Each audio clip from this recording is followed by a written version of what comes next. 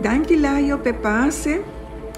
Nós trabalhamos com nos último, pero não menos importante, predição de ano 2023. A toca é turno na signo de Piscis. Piscis, a fecha está 21 de fevereiro até 20 de março.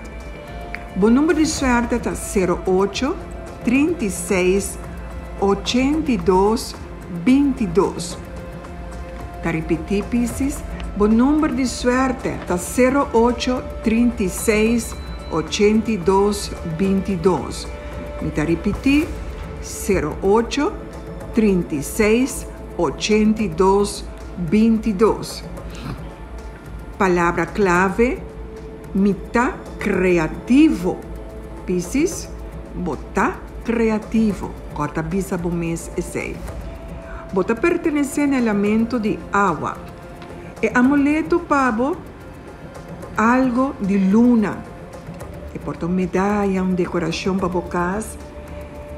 Essa aqui está simbolizar pavo, proteção. E esta traz prosperidade pavo, Piscis. Corda, decoração ou amuleto medalha em forma de luna. O color está blau ou fúcsia. Dia favorável para o Piscis está já webs.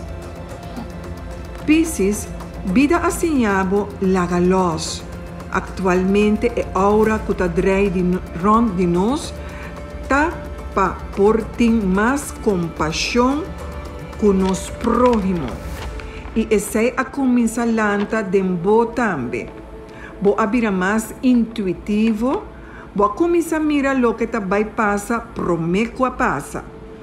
Esse tá para sobra, vou ser abrir mais espiritual.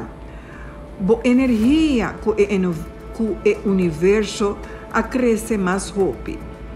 Controlar o medo na Piscis e dominar a emoção, principalmente diante de gente estranha. Vida que é sinhado está mais flexível.